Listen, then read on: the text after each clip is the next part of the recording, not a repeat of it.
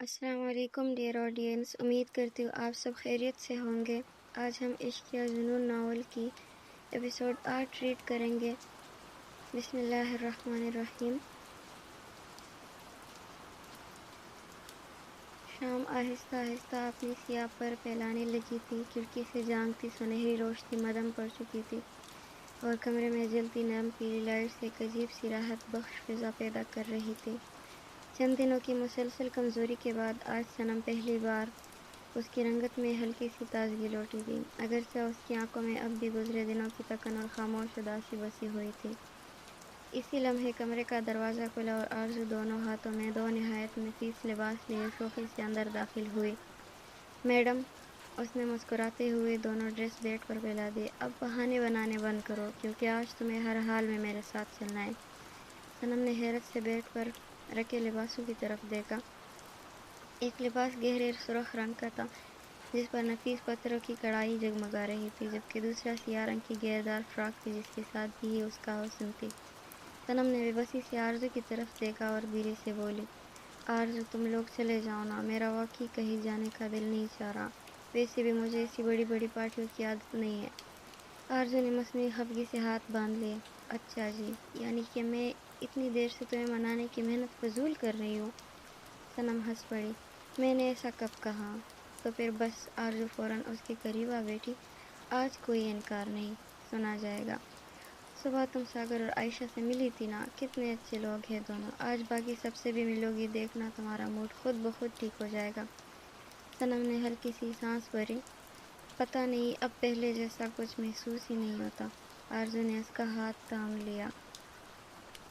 اور اسی لیے تو تمہیں باہر لے جا رہی ہوں۔ زندگی اگر ایک دکھ دیتی ہے تو کہیں نہ کہیں مسکرانے کا بہانہ بھی دے دیتی ہے، بس انسان کو خود کو بند نہیں کرنا چاہیے۔ چند لمحے خاموش رہی، پھر جیسے اچانک کوئی بات یاد آ گئی ہو، صنم نے تجسس سے پوچھا، ویسے تم بار بار جس ارمان کا ذکر کر رہی ہو وہ کون ہے؟ آرزو کے لبوں پر بے اختیار مسکراہٹ پھیل گئی۔ ارمان ملک، اس کے ہلکے سے سر ہلاتے ہوئے کہا، ہمارے پورے فرینڈ سرکل کی جان ہے۔ وہ بیڈ کے کنارے بیٹھ گئی۔ سچ پوچھو تو ہم سب آج بھی ایک ساتھ ہیں تو اس کی وجہ ارمان ہی ہے۔ ہر مشکل میں سب سے پہلے دوسروں کے لیے کھڑا ہونے والا، ہر محفل کی رونق، ہر دوست کی طاقت۔ اسی لیے تو ہم اپنے گروپ کا مسٹر چارمنگ کہتے ہیں اسے۔ صنم نے خاموشی سے سنا، مگر اس کے چہرے پر کوئی خاص تاثر نہ آیا۔ اچھا، بس اتنا ہی کہہ کر اس نے دوبارہ بیڈ پر رکھے دونوں لباسوں کی طرف دیکھا۔ آرزو نے بھی ڈریسز کی طرف اشارہ کیا۔ اور ہاں، پارٹی کا dress code black and red ہے، اس لیے تمہارے لیے خاص طور پہ یہ دونوں ڈریسز نکالے ہیں۔ اس نے پہلے سرخ لباس ہٹایا، پھر سیاہ فراک کی طرف اشارہ کیا۔ اب فیصلہ تمہارا ہے، یہ ریڈ یا پھر بلیک؟ صنم کی نظریں چند لمحوں تک دونوں لباسوں کے درمیان گھومتی رہی، پھر اس نے آہستہ سے سیاہ گھیردار فراک اٹھا لی۔ اس کی انگلیاں نرم کپڑے پر پھسلی اور اس کے لبوں سے مدھم سی مسکراہٹ آ گئی۔ یہ والی؟ آرزو نے خوشی سے تالیاں بجائیں۔ واہ، مجھے پہلے ہی معلوم تھا تم یہی پسند کرو گی۔ صنم ہلکا سا مسکرائی، لباس اپنے بازو پر رکھا اور واش روم کی طرف بڑھ گئی۔ دروازے تک پہنچ کر وہ ایک لمحے کو رکی، پھر خاموشی سے اندر چلی گئی۔ آرزو اسے جاتے ہوئے دیکھ کر مسکرا دی۔ وہ نہیں جانتی تھی کہ آج وہ جس تقریب میں اپنی دوست کو لے جا رہی ہے، وہ صرف ایک سالگرہ کی تقریب نہیں، بلکہ تقدیر کی لکھی ہوئی ایک نئی داستان کا آغاز تھی۔ اور جس مسٹر چارمنگ کا تعارف وہ اتنے فخر سے کرا رہی تھی، چند لمحوں بعد وہی شخص صنم کی زندگی کا سب سے بڑا موہ بننے والا تھا۔ اسلام آباد کی شام شہر پر خاموشی سے اتر رہی تھی، مگر زارون زیدی کے پینٹ ہاؤس کے وسیع لاؤنج میں فضا غیر معمولی طور پر بوجھل تھی۔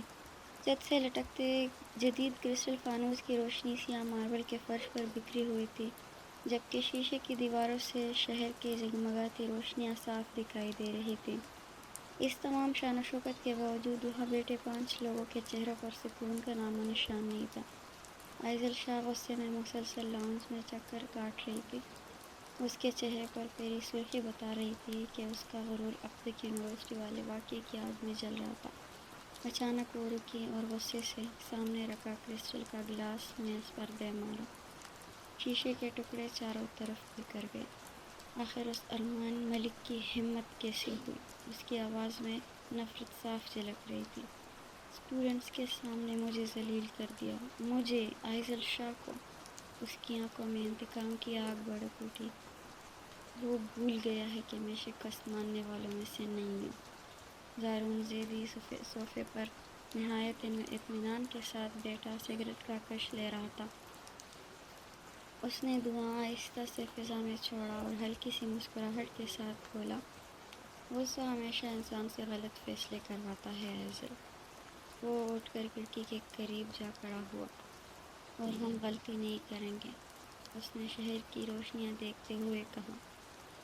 ہم صرف حساب برابر کریں گے۔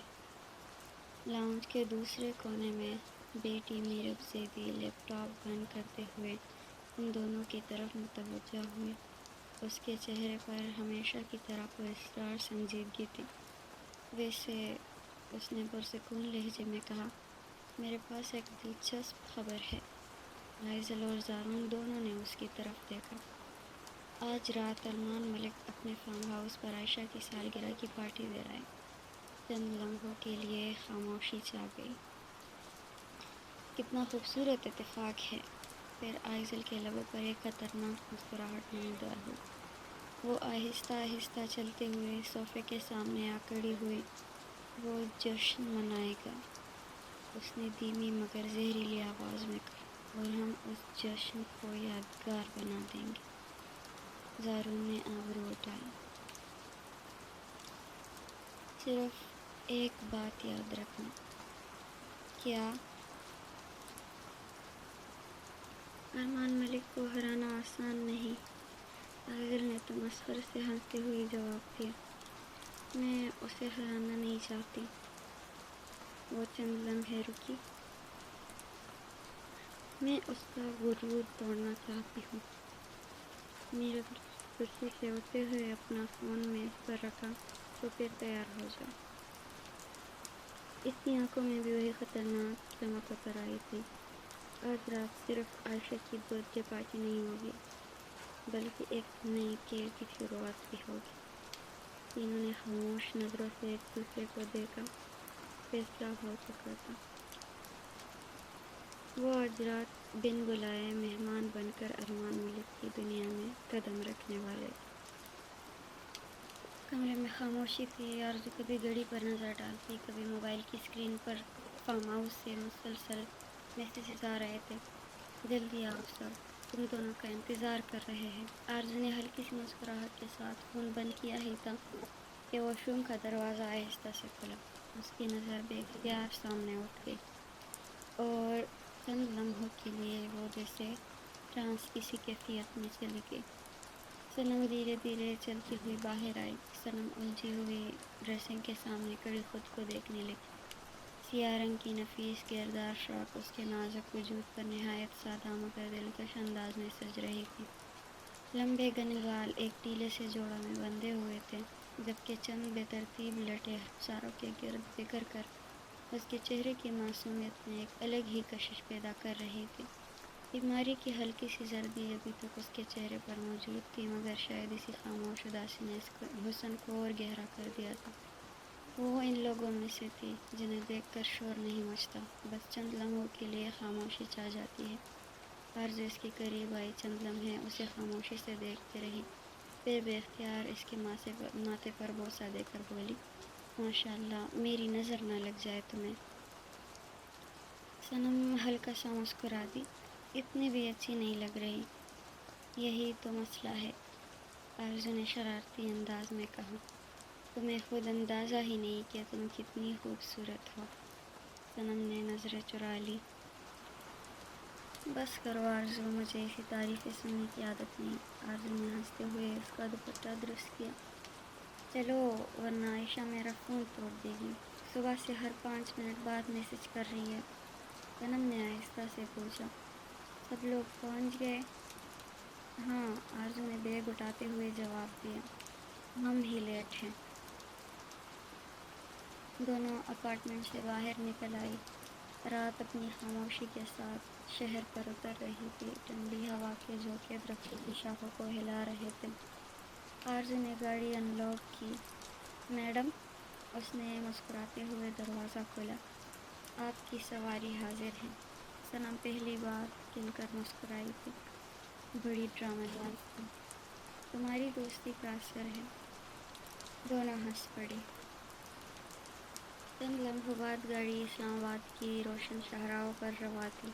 کھڑکی سے باہر روشنیوں کا سیلاب بہہ رہا تھا، مگر صنم کی نظریں خاموشی سے انہی گزرتے مناظر میں الجھی ہوئی تھیں۔ اسے کیا معلوم تھا، وہ جس محفل کی طرف جا رہی تھی وہ صرف ایک سالگرہ کی تقریب نہیں تھی، وہی اس کی قسمت ایک بار پھر اس شخص سے ٹکرانے والی تھی جس سے زندگی اسے برسوں پہلے ملا کر خاموشی سے جدا کر چکی تھی۔ اسلام آباد کے مضافات میں واقع ارمان ملک کا وسیع و عریض فارم ہاؤس سرخ اور سیاہ روشنیوں سے جگمگا رہا تھا۔ دور سے ہی یوں محسوس ہوتا تھا جیسے اندھیری رات کے سینے پر کسی نے سرخ ستارے بکھیر دیے ہوں۔ مین گیٹ پر سیکیورٹی غیر معمولی حد تک سخت تھی۔ ارمان ملک کے منتخب باڈی گارڈز ہر گاڑی اور ہر مہمان کی مکمل تصدیق کے بعد ہی اندر جانے دے رہے تھے۔ اسی دوران ایک سیاہ رنگ کی لگژری ایس یو وی آ کر رکی۔ دروازہ کھلا۔ سب سے پہلے آئزل شاہ باہر اتری۔ سیاہ آف شولڈر گاؤن، سرخ ہائی ہیلز، لہراتے سنہرے بال اور چہرے پہ ہمیشہ کی طرح غرور کی جھلک۔ اس کے پیچھے زارون زیدی، میرب زیدی، شابیر خان اور ہانیہ بھی گاڑی سے اترے۔ جیسے ہی پانچوں اندر جانے لگے، سیکیورٹی انچارج نے مؤدبانہ انداز میں ان کا راستہ روک لیا۔ معذرت میم، معذرت سر، انویٹیشن لسٹ میں آپ لوگوں کے نام موجود نہیں ہیں، اس لیے ہم آپ کو اندر جانے کی اجازت نہیں دے سکتے۔ آئزل کے چہرے پہ ناگواری ابھری۔ کیا کہا تم نے؟ اس نے چشمہ اٹھا کر گارڈ کو دیکھا۔ جانتے بھی ہو کس سے بات کر رہے ہو؟ گارڈ پوری سنجیدگی سے بولا۔ جی جانتا ہوں، لیکن ہمارے لیے صرف سر ارمان کے احکامات اہم ہیں۔ لسٹ میں نام نہ ہو تو کوئی بھی اندر داخل نہیں ہو سکتا۔ چند لمحوں کے لیے خاموشی چھا گئی۔ زارون آگے بڑھا۔ بات بڑھانے سے بہتر ہے کوئی راستہ نکالا جائے۔ میرب نے فوراً اپنا فون نکالا اور کسی بااثر شخصیت کا نام لے کر ایک کال ملائی۔ چند لمحوں بعد گارڈ کے وائرلیس پر پیغام موصول ہوا۔ اس نے سر ہلایا اور راستے سے ہٹ گیا۔ آپ لوگ جا سکتے ہیں۔ آئزل نے فاتحانہ مسکراہٹ کے ساتھ گارڈ کے کندھے پہ ہلکی سی تھپکی دی۔ اگلی بار کسی کا راستہ روکنے سے پہلے اس کی حیثیت بھی معلوم کر لیا کرو۔ وہ پانچوں اندر داخل ہو گئے۔ تیاری دیکھ کر آئزل اوسان خطا ہوئے تھے اس کے۔ اس کے پاس اتنا پیسہ کہاں سے آیا ہے؟ اوہ، تو یہ غرور جھوٹا دکھاوا نہیں ہے، آئزل نے نظریں دوڑاتے ہوئے کہا۔ ہال موسیقی کی روشنی اور مہمانوں کی ہنسی گونج رہی تھی، مگر وہ سب لوگوں کی نظروں سے بچتے ہوئے ایک نسبتاً سنسان گوشے میں جا کھڑے ہوئے۔ آئزل کی نظریں پورے ہال کا جائزہ لے رہی تھی۔ ہر سجاوٹ، ہر پھول، ہر روشنی، سب کچھ عائشہ کے لیے تھا۔ اس کے ہونٹ طنزیہ انداز میں ہلے۔ ارمان ملک، تم واقعی اپنے دوست کے لیے بہت کچھ کرتے ہو۔ اس کی آواز میں خسک واضح تھی۔ زارون نے بازو باندھتے ہوئے پوچھا،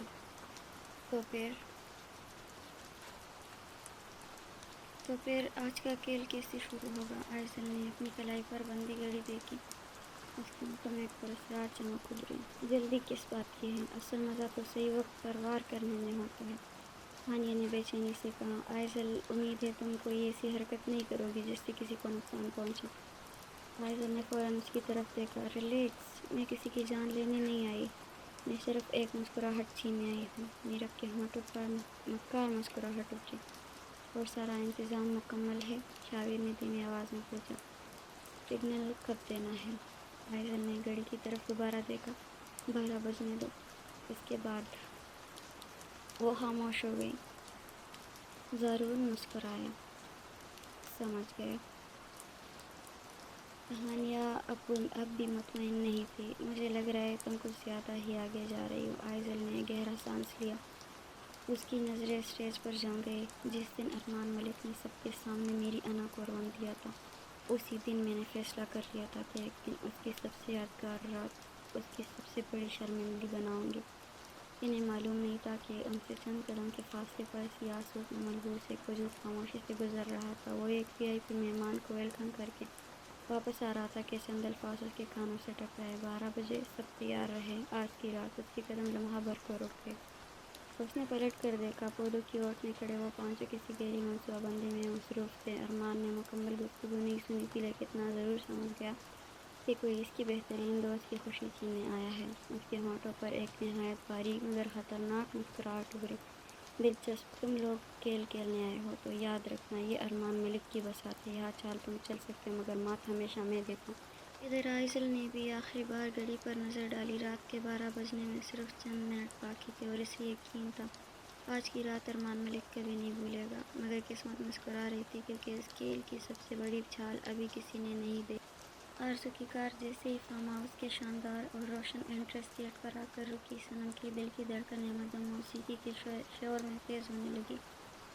گاڑی کا دروازہ کھلا اور صنم جیسے ہی نفاست سے پاؤں باہر رکھتی ہوئی کار سے اتری۔ ہال کے داخلی راستے پر کھڑے ارمان، عائشہ اور ساگر نے مڑ کر دیکھا۔ وہ سب آنے والے مہمانوں کو ویلکم کرنے کے لیے وہیں موجود تھے۔ اتفاق کی بات تھی کہ آج ارمان نے بھی classic black three piece suit پہن رکھا تھا جو اس کی رفتار شخصیت کو عروج پر پہنچا رہا تھا۔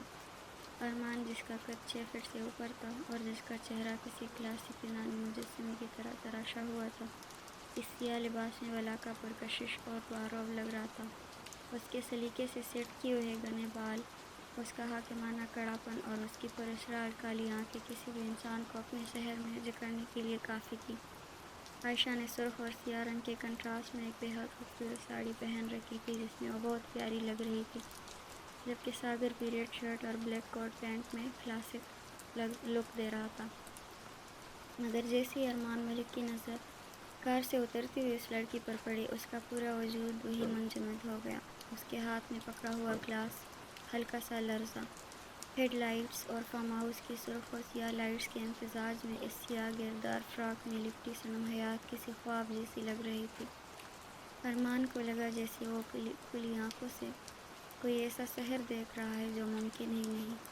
اس کا دماغ ایک سیکنڈ کے لیے سن ہو گیا تھا کہ گزشتہ رات طوفان میں ہسپتال کے کمرے سے غائب ہو جانے والی صنم، اس کی 5 سالہ تڑپ اور ملوکیت، اس وقت اس کی بیسٹ فرینڈ عائشہ اور آرزو کے فرینڈ سرکل کے بیچ، آرزو کے ساتھ اس کے فارم ہاؤس پر کیسے کھڑی ہو سکتی ہے؟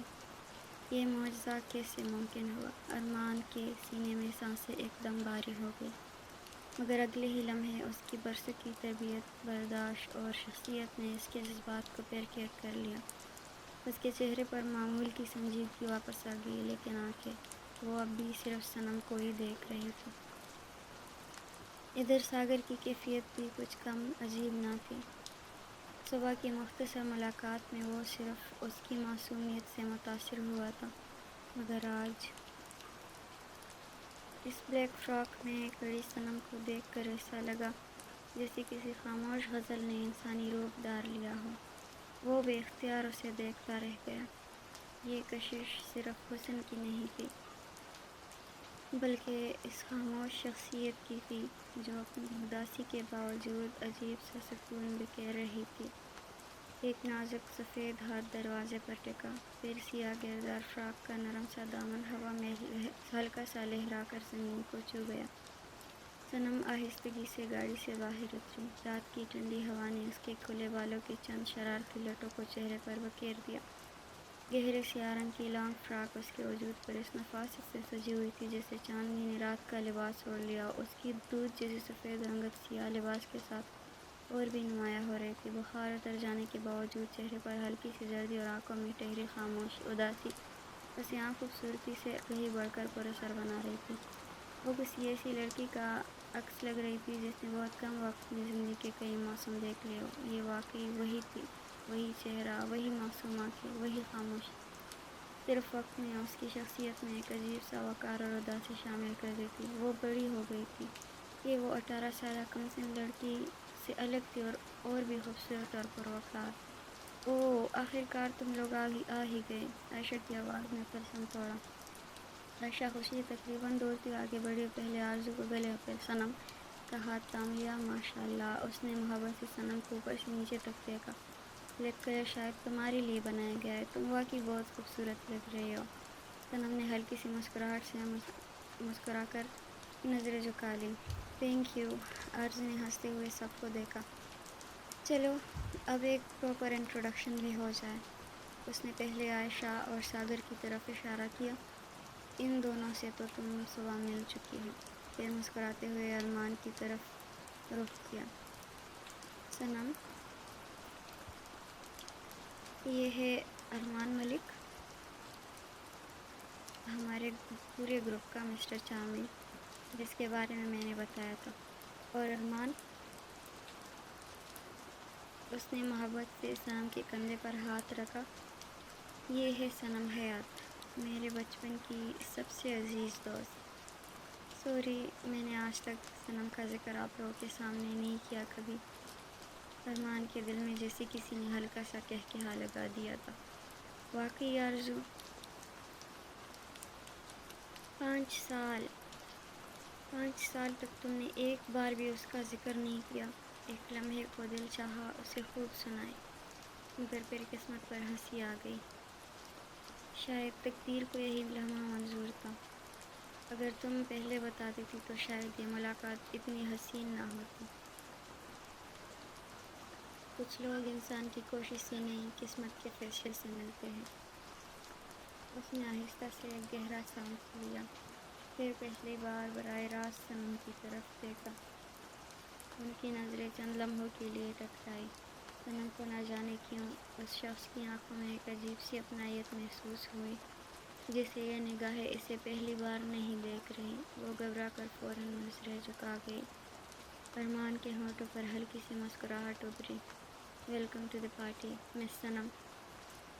اس کی گہری پرسکون آواز میں عجیب سا وقار تھا۔ امید ہے یہ شام آپ کو یاد رہے گی۔ صنم نے آہستہ سے سر ہلایا۔ Thank you. وہ اب بھی اس کی آنکھوں میں دیکھنے کی ہمت نہیں کر پا رہی تھی۔ مہمان اپنے ہاتھوں میں گلاس تھامے دھیمی آواز میں گفتگو کر رہے تھے، جبکہ ایک طرف کھڑی صنم کمال معصومیت سے اس پرتعیش دنیا کو دیکھ رہی تھی۔ گھڑی کی سوئیاں رات کے 11:15 بجنے کا اشارہ کر رہی تھی۔ اسی لمحے ہال کی روشنیاں مزید مدھم ہو گئی اور ایک تیز پرکشش اسپاٹ لائٹ کا فوکس ہال کے وسط میں بنے چھوٹے سے اسٹیج پر جا ٹکا۔ ارمان ملک اپنے اس قاتلانہ بلیک تھری پیس سوٹ میں نہایت پروکار اور باروق قدم اٹھاتا ہوا اسٹیج پر آیا۔ اس نے جیسے ہی مائیک اپنے ہاتھ میں لیا، پورے ہال میں ایک دم گہرا سکوت چھا گیا۔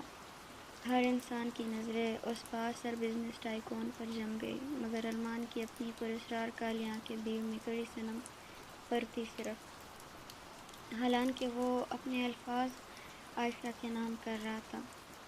لیڈیز اینڈ جینٹل مین، ارمان نے گہری باری اور سحر انگیز آواز جیسے ہی اسپیکر سے گونجی، فضا میں ایک عجیب سا جادو پھیل گیا۔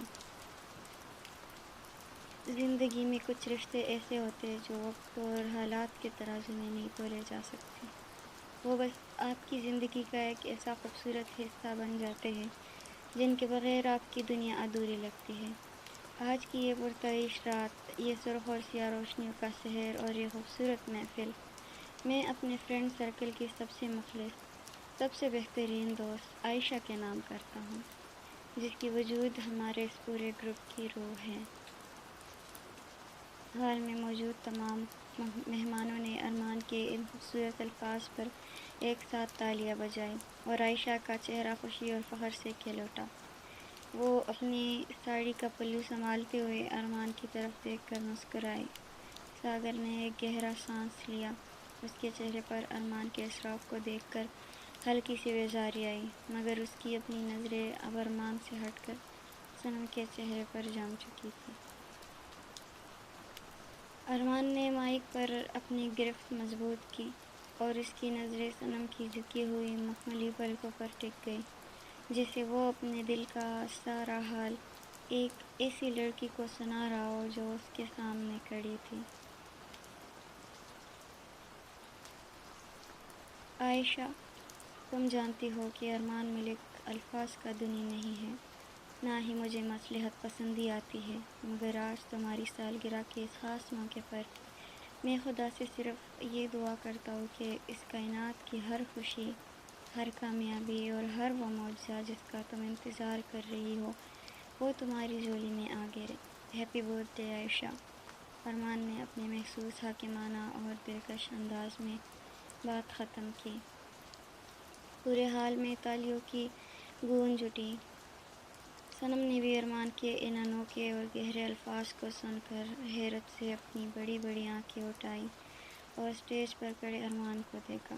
ارمان نے مائک نیچے کرتے ہوئے صنم کی آنکھوں میں دیکھا اور ان دونوں کا یہ خاموش ٹکراؤ اس مدھم موسیقی کے بیچ ایک الگ ہی سسپینس پیدا کر رہا تھا۔ صنم بالکل بے خبر تھی کہ ارمان نے عائشہ کے لیے جو معجزے کی بات کی تھی وہ معجزہ اصل میں خود صنم تھی، جو 5 سال بعد ارمان کی زندگی میں لوٹ آئی تھی۔ ادھر حال کے اسی تاریک کونے میں کھڑی عائشہ شاہ نے ارمان کے ان الفاظ کو سنا تو اس کے دل میں عائشہ کے لیے حسد کی آگ مزید بھڑک اٹھی۔ اس نے اپنی کلائی پر بندھی گھڑی پر وقت دیکھا۔ 12 بجنے میں صرف 15 منٹ باقی تھے اور آئزل کا وہ پاور آف پلین اپنے ہولناک وار کے لیے بالکل تیار تھا۔ ارمان نے اسے جاتے دیکھ لیا تھا۔ اسٹیج سے اترتے ہی ارمان ملک کے چہرے پر موجود ہلکی سی مسکراہٹ لمحوں میں غائب ہو گئی۔ وہ پراعتماد قدموں سے ہال کے پچھلے حصے کی طرف بڑھا۔ چلتے چلتے اس نے کوٹ کی جیب سے موبائل نکالا اور ایک نمبر ملایا۔ دوسری ہی بیل پر کال ریسیو ہو گئی۔ کریم۔ اس کی آواز غیر معمولی طور پر پرسکون تھی، مگر اس پرسکون لہجے میں ایسی سرد کاٹ تھی کہ دوسری طرف موجود شخص سیدھا کھڑا ہو گیا۔ اس کچرے کو میرے فارم ہاؤس سے ابھی اسی وقت نکالو باہر۔ عائزل شاہ کو چھوڑ کر باقی اس کے دوستوں میں سے ایک بھی چہرہ مجھے اس پارٹی میں نظر نہیں آنا چاہیے۔ Right now. ارمان نے کال کاٹ دی۔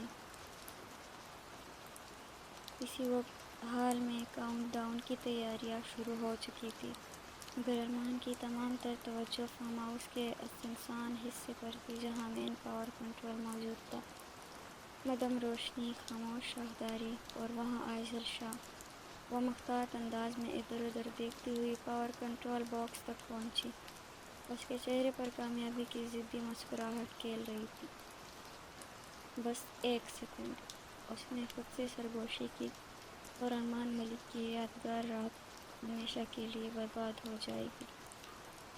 اس نے ہاتھ آگے بڑھایا ہی تھا کہ اچانک ایک فولادی ہاتھ بجلی کی سی تیزی سے اس کی کلائی پر آ جما۔ آہ! عائزل کے منہ سے دبی ہوئی چیخ نکلی۔ اس سے پہلے کہ وہ کچھ سمجھ پاتی، ارمان نے ایک جھٹکے سے اسے اپنی طرف کھینچا اور اگلے ہی لمحے وہ دیوار سے جا لگی۔ اس کی سانس سینے میں ہی اٹک گئی۔ ارمان نے اس کے اتنے قریب آ گیا کہ دونوں کے درمیان چند انچ کا فاصلہ ہی باقی رہ گیا تھا۔ اس کی گرم سانسیں عائزل کے چہرے سے ٹکرا رہی تھی اور اس کی سیاہ پراسرار آنکھیں کسی شکاری کی طرح اپنے شکاری پر جمی ہوئی تھی۔ اس کے لبوں پر ایک نہایت باریک مگر خوفناک مسکراہٹ ابھری۔ کیا ہوا مس؟ سرپرائز ہو گئی؟ اس نے دھیمے مگر کاٹدار لہجے میں کہا۔ عائزل پہلی مرتبہ واقعی خوفزدہ ہوئی تھی۔ یونیورسٹی میں وہ جتنی مغرور، بدزبان اور خود اعتماد نظر آتی تھی، اس وقت اس کا سارا غرور جیسے اس کی آنکھوں سے بہہ رہا تھا۔ اس نے خود کو چھڑانے کی کوشش کی۔ چھوڑو مجھے! مگر ارمان کی گرفت فولاد سے بھی زیادہ سخت تھی۔ بتاؤ، تم یہاں کیا کر رہی ہو؟ ارمان نے اس کی کلائی پر گرفت مزید مضبوط کرتے ہوئے وہ خاموش رہی اور ادھر ادھر دیکھنے لگی۔ کوئی نہیں آئے گا تمہاری ہیلپ کے لیے ارمان، میں تو بس… عائزل کی آواز لرز گئی۔ بس؟ میرے فارم ہاؤس میں چوری چھپے داخل ہونا، میرے دوست کی سالگرہ خراب کرنے کی منصوبہ بندی، اور پھر یہ امید رکھنا کہ تم آرام سے واپس چلی جاؤ گی۔ اس نے ہلکے سے گردن جھکائی۔ واقعی؟ وہ استہزائیہ ہنس دیا۔ آئزل کو وہ یونی والا ارمان نہیں لگا تھا، یہ تو کوئی اور ہی تھا۔ آئزل نے آخری بار خود کو آزاد کرانے کی کوشش کی مگر ناکام رہی۔ ارمان نے اپنا دوسرا ہاتھ اٹھایا، اپنی ایک انگلی اس کے رخسار پر رکھی اور نہایت آہستگی سے اس کے گال پر ایک سیدھی لکیر کھینچ رہا تھا۔ تم نے ارمان ملک کی سلطنت میں قدم رکھنے کی غلطی کی ہے۔ اس کی آواز سرگوشی سے بھی دھیمی تھی۔ اب سوچ رہا ہوں اس گستاخی کی سزا کیا ہونی چاہیے۔ آئزل کے ماتھے پر پسینے کے قطرے نمودار ہو گئے۔ میرے ڈیڈ تمہیں، وہ بمشکل بول پائی تھی۔ شش۔ ارمان نے اس کے لبوں پر انگلی رکھ دی۔ مجھے کسی کے باپ، کسی کے نام، کسی کی دولت یا کسی کی طاقت سے کوئی فرق نہیں پڑتا۔ آئزل شاہ، کیا کروں تمہارے ساتھ؟ شکاری کتوں کے سامنے پھینک دوں یا اسی بجلی کے وائر سے کرنٹ دوں تمہیں؟ choice is yours۔ ارمان اس کے کان میں پھنکارا تھا۔ آئزل کی صحیح معنوں میں اوسان خطا ہوئے تھے۔ پھر اس نے گردن موڑ کر حال کی طرف اشارہ کیا۔ اپنے دوستوں کا حال دیکھ لو۔ آئزل نے لرزتی نگاہوں سے دیکھا۔ کریم اور سیکیورٹی سٹاف زارون، میرو، شاویر اور ہانیہ کو تقریباً گھسیٹتے ہوئے فارم ہاؤس سے باہر لے جا رہے تھے۔ ان کے چہروں سے غرور مکمل طور پر غائب ہو چکا تھا۔ آئزل کی آنکھوں میں بے اختیار آنسو آ گئے، مگر ارمان کے چہرے پر رحم کا ایک ذرہ تک نہ تھا۔ اس نے خاموشی سے آئزل کی کلائی چھوڑی، پھر اس کا بازو مضبوطی سے پکڑ کر مین گیٹ تک لے آیا۔ بھاری آہنی دروازہ کھولا اور ایک جھٹکے سے اسے گیٹ کے باہر دھکیل دیا۔ ٹھنڈی رات کی ہوا اس کے چہرے سے ٹکرائی۔ ارمان نے ایک آخری نظر اس پہ ڈالی۔ آئندہ اگر تم یا تمہارے ان نام نہاد دوستوں میں سے کوئی بھی میری یا میرے لوگوں کی حدود کے آس پاس بھی نظر آیا، اس کی آواز پہلے سے بھی زیادہ سرد تھی، تو آج کی یہ بے عزتی تمہیں رحم لگے گی۔ پھر اس نے گیٹ بند کرتے ہوئے آخری جملہ کہا، ناؤ گیٹ لاسٹ۔ بھاری لوہے کا دروازہ ایک زوردار آواز کے ساتھ بند ہو گیا۔ ادھر باہر آئزل شاہ سڑک کے کنارے کھڑی اپنی شکست، اپنے ٹوٹے ہوئے غرور اور ارمان ملک کی بے رحم جلال کو بے بسی سے دیکھ رہی تھی، اور ادھر فارم ہاؤس کے اندر گھڑی نے رات کے 12 بجنے کا اعلان کر دیا تھا۔ حال میں 3، 2، 1 کی آوازیں گونجنے لگیں۔ عائشہ کی سالگرہ کا جشن شروع ہونے والا تھا۔ آئزل شاہ کو فارم ہاؤس کے باہر چھوڑنے کے بعد ارمان ملک نے ایک گہرا سانس لیا۔ اس نے اپنے بلیک تھری پیس سوٹ کی آستینیں درست کی، کوٹ کے بٹن بند کیے اور چند لمحے آنکھیں موند کر اپنے اندر ابلتے غصے کو قابو میں کیا۔ اگلے ہی لمحے اس کا چہرہ دوبارہ وہی پرسکون، باوقار اور بے تاثر نقاب اوڑھ چکا تھا، جس کے پیچھے اس کے جذبات کو پڑھنا تقریباً ناممکن تھا۔ وہ لمبے پراعتماد قدم اٹھاتا ہوا واپس ہال کی طرف بڑھ گیا۔ ادھر ہال کے وسط میں رات کے ٹھیک 12 بج چکے تھے۔ عائشہ ہاتھ میں کیک کا چاقو لیے بے چینی سے ادھر ادھر نظریں دوڑا رہی تھی۔ ارمان کہاں ہے؟ اس نے آرزو اور ساگر کی طرف دیکھتے ہوئے پریشانی سے پوچھا۔ میں یہی ہوں عائشہ۔ ارمان کی گہری باری اور باروب آواز پورے حال میں گونجی۔ سب کی نظریں ایک ساتھ اس کی طرف اٹھی۔ وہ ہجوم کو چیرتا ہوا نہایت سکون سے آگے بڑھا، جیسے چند لمحے پہلے کچھ ہوا ہی نہ ہو۔ اس کے ہونٹوں پہ ہلکی سی مسکراہٹ تھی، مگر اس کی پراسرار سیاہ آنکھوں کی گہرائی میں ابھی بھی برف جیسی سردی باقی تھی۔ Happy birth day. پورے حال میں تالیوں کی گونج پھیل گئی۔ عائشہ نے خوشی خوشی کیک کاٹا۔ سب نے تالیاں بجائیں، ہنسی خوشی کی آوازیں فضا میں بکھر گئی اور جشن اپنی پوری آب و تاب کے ساتھ آگے بڑھنے لگا۔ مگر یہ خوشی زیادہ دیر قائم نہ رہ سکی۔ اچانک ساگر آگے بڑھا اور اسٹیج پر رکھا مائیک اپنے ہاتھ میں اٹھا لیا۔ اوکے گائز، اس کی شوخ آواز اسپیکر سے گونجی، اٹس ڈانس ٹائم۔ ہال میں موجود نوجوانوں نے خوشی سے شور مچایا۔ یہ ارمان کی پارٹی کا حصہ نہیں تھا۔ اس نے خاموشی سے اپنے سینے پہ بازو باندھ لیے اور اپنی گہری سیاہ آنکھوں سے ساگر کو دیکھا۔ ساگر نے شرارتی انداز میں ارمان کی طرف آنکھ ماری، یار پارٹی میں تھوڑا فن بھی ہونا چاہیے۔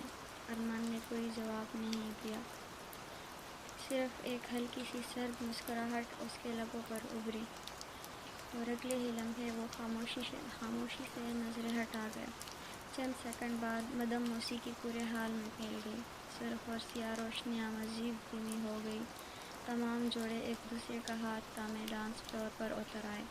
عائشہ اور ساگر بھی رقص میں شامل ہو گئے، جبکہ باقی مہمان بھی موسیقی کی دھن پر جھومنے لگے۔ اسی دوران آرزو مسکراتی ہوئی ارمان کے سامنے آ کھڑی ہوئی۔ ارمان، چلو ڈانس کرتے ہیں، تم بھی آ جاؤ۔ اس نے ہاتھ آگے بڑھایا۔ ارمان نے نرم سی مسکراہٹ کے ساتھ نفی میں سر ہلایا۔ نہیں آرزو، تم لوگ انجوائے کرو، میں بالکل ٹھیک ہوں۔ وہ آہستہ سے ہٹ کر جوس کاؤنٹر کے قریب جا کھڑا ہوا، ایک گلاس اٹھایا اور خاموشی سے ٹیک لگا کر کھڑا ہو گیا۔ بظاہر وہ سب کو دیکھ رہا تھا، مگر حقیقت میں اس کی نظریں صرف ایک چہرہ تلاش کر رہی تھی، صنم کو۔ ادھر آرزو نے جوس کاؤنٹر کے قریب خاموش کھڑی صنم کا ہاتھ پکڑ لیا۔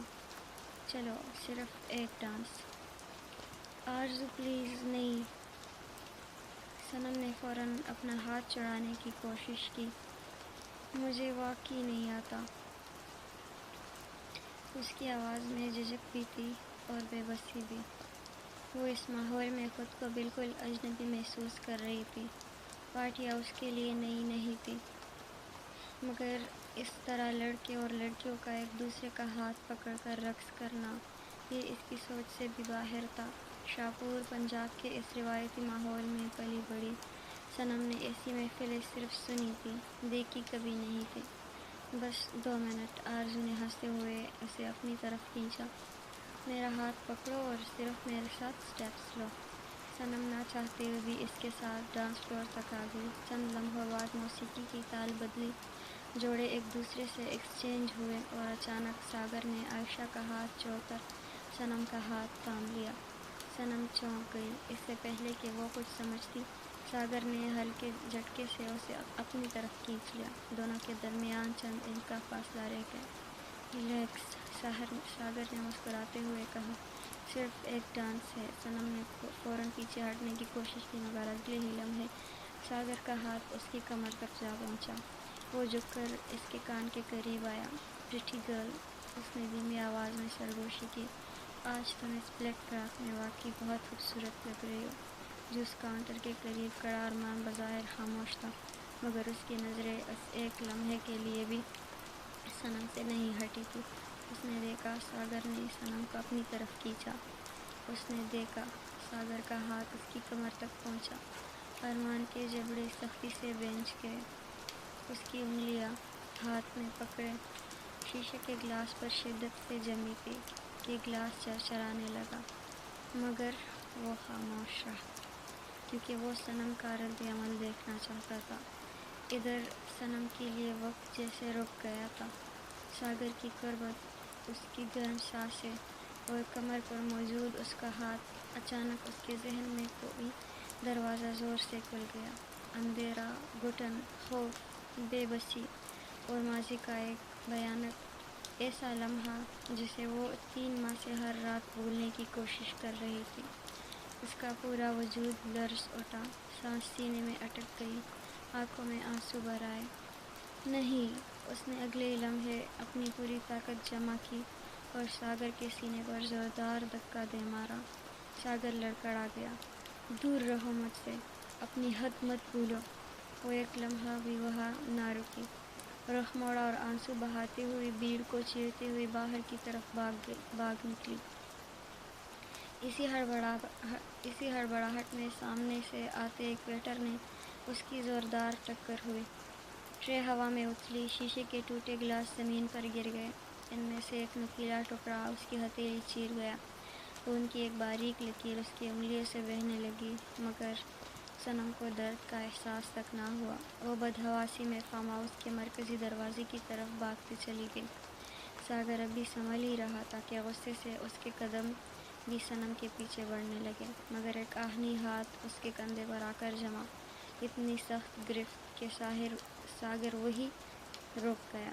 اس نے پلٹ کر دیکھا۔ ارمان تھا، اس کی آنکھوں میں اس وقت ایسا سرد غضب تھا جس نے ساگر کے دل میں خوف کی ایک سرد لہر دوڑا دی۔ نہیں ساگر، ارمان نے انتہائی دھیمے مگر فولادی لہجے میں کہا۔ دونوں کی نظریں چند لمحوں تک ایک دوسرے سے ٹکرائی۔ ساگر پہلی بار خود کو بے اختیار محسوس کر رہا تھا۔ ارمان نے اس کا کندھا چھوڑا اور ایک لمحہ ضائع کیے بغیر باہر کی طرف بڑھ گیا۔ آج انہیں بھی یہ سارا منظر دیکھ لیا تھا۔ اس کا رنگ فک ہو گیا۔ وہ تقریباً دوڑتی ہوئی ارمان تک پہنچی۔ ارمان، اس کی آواز کانپ رہی تھی۔ صنم کہاں گئی؟ وہ میرے ساتھ آئی تھی، میں ہی زبردستی اسے لائی تھی یہاں، پلیز بتاؤ اسے کیا ہوا؟ ارمان چند لمحے رکا۔ اس نے آرزو کی خوفزدہ آنکھوں میں دیکھا، پھر نہایت مضبوط، سنجیدہ اور یقین دلانے والے لہجے میں بولا، ڈونٹ وری، میں اسے لے آؤں گا۔ تم ابھی گھر جاؤ اور میرا انتظار کرنا۔ یہ کہہ کر اس نے فارم ہاؤس کا باری دروازہ کھولا۔ باہر یکخستہ ہوا شدت سے چل رہی تھی۔ دور اندھیرے میں کالی فراک پہنے ایک لڑکی خوف سے بھاگ رہی تھی اور اس کے چند لمحے پیچھے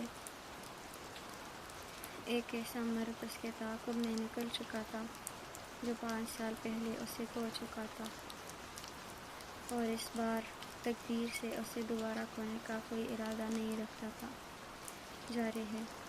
ڈیئر آڈینس، اگر آپ کو یہ ایپیسوڈ پسند آئی ہو تو کائنڈلی کمنٹ سیکشن میں اپنی رائے ضرور دیجیے گا۔ اللہ حافظ۔